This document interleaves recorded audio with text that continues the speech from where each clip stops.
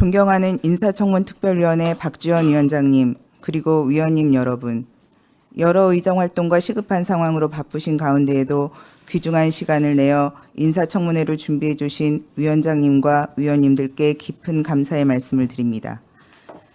이 청문회는 국민의 대표이신 위원님들께서 헌법재판관으로서 저희 자질과 능력이 충분한지를 검증하는 자리로 알고 있습니다.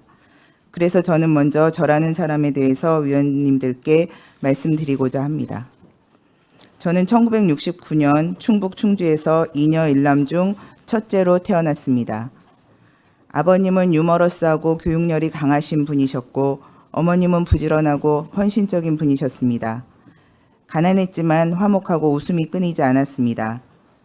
상황은 아버님이 실직하신 후 바뀌었습니다.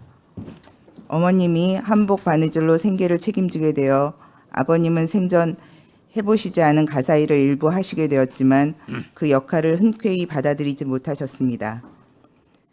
가장 역할을 제대로 못한다는 무력감은 때로 폭력성으로 나타나기도 하였습니다.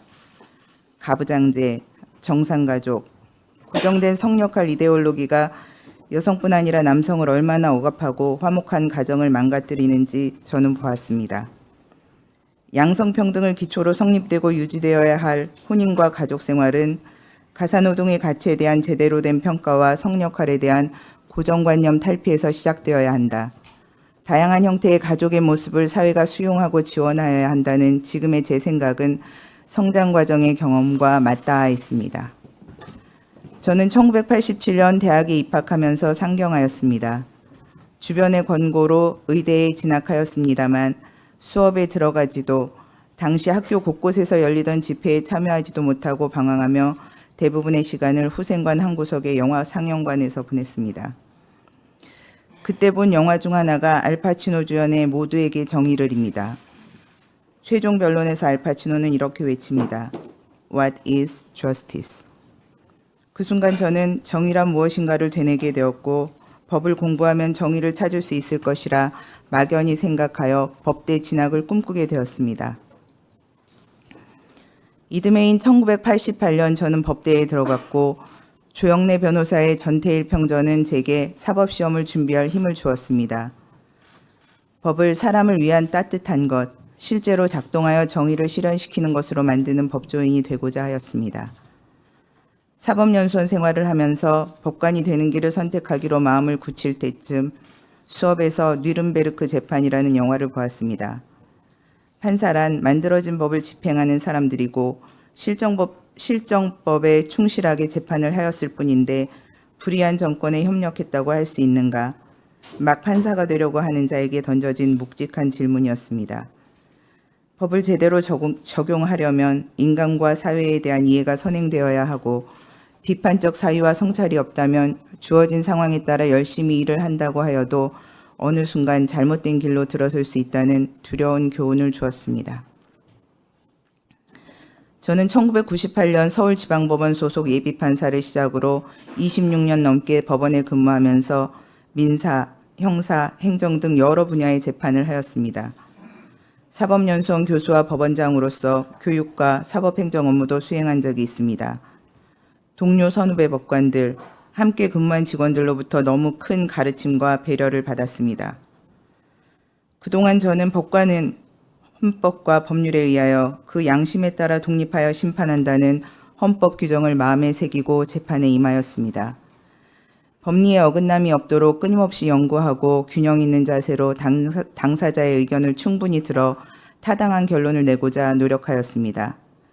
다만 항상 똑같은 정도로 그러지는 못하였을 것입니다. 특히 처음의 10년은 많이 힘들었습니다.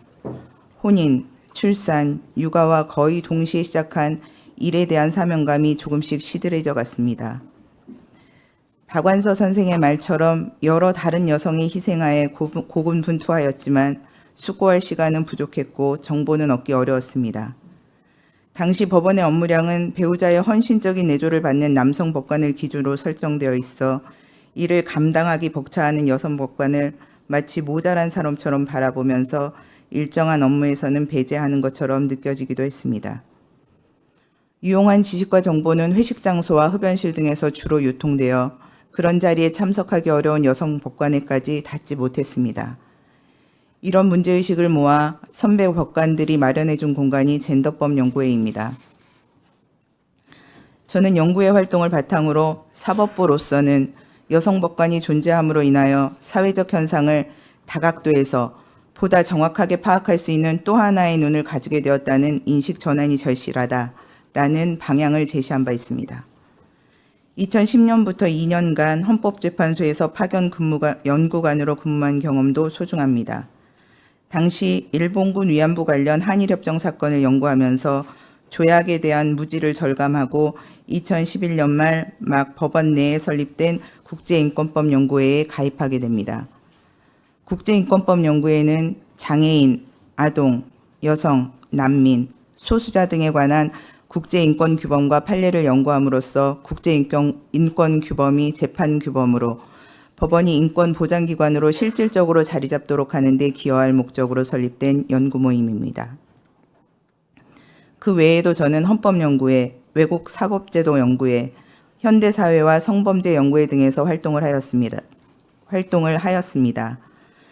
아무런 대가 없이 시간을 쪼개 더 나은 재판을 위해 연구와 토론을 게을리하지 않는 동료들에 대한 존경심과 그런 법관들이 근무하는 법원에 대한 자긍심이 제가 오랜 기간 근무할 수 있었던 동력이었습니다.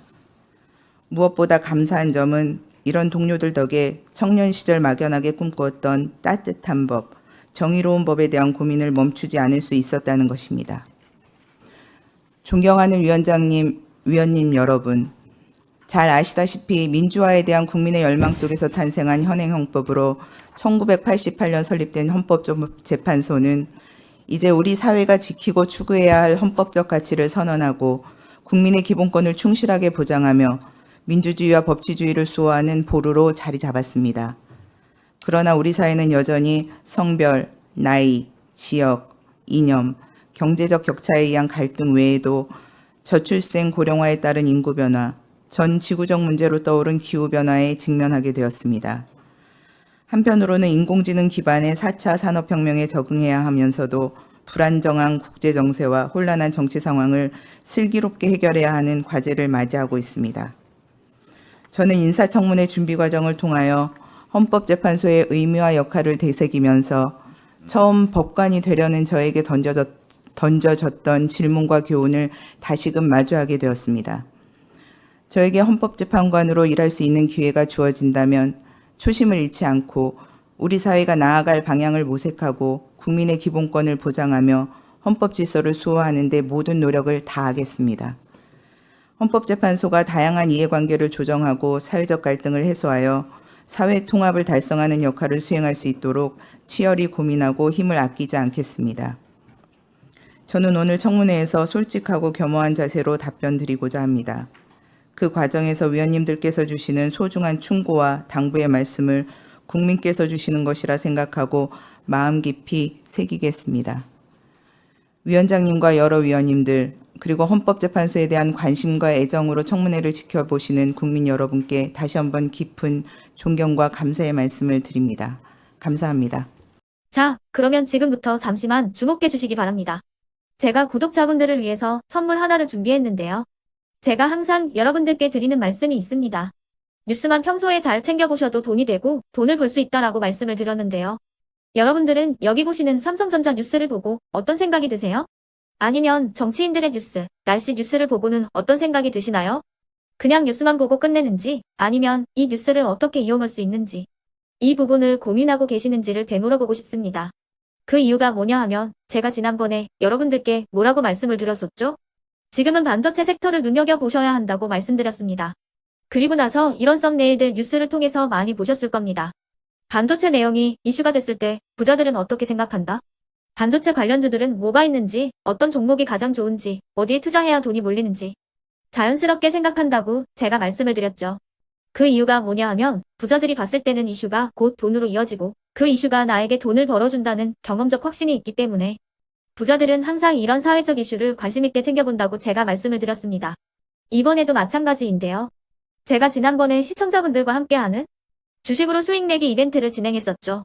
당연히 100% 무료로 진행을 했었고요. 여기 보시면 아시겠지만 제가 지난번에도 구독이라고 보내주신 모든 시청자분들께 반도체 관련주 중에 가장 크게 급등할 딱 한 종목, 많은 종목도 아니라 한미반도체 한 종목을 여러분들께 추천드렸어요. 그러면서 여기 나와 있는 대로 정확히 얼마에 매수해야 하는지, 그리고 수익률이 어느 정도 나왔을 때 팔아야 하는지를, 이런 부분들까지 여러분들에게 정확히 알려드렸었는데 지금 실제로 어떻게 되었다? 오른쪽을 보시면 아시겠지만 제가 지난번 문자 발송으로 이 한미 반도체를 소개해드리고 나서 실제로 이렇게 5배 이상 어마무시한 상승이 나왔습니다. 100만 원만 투자를 했어도 무려 500만 원이 넘는 수익금이 생긴 거죠. 그래서 당시에도 굉장히 많은 분들이 제가 드린 이 한미 반도체로 수익을 내실 수가 있으셨을 텐데요.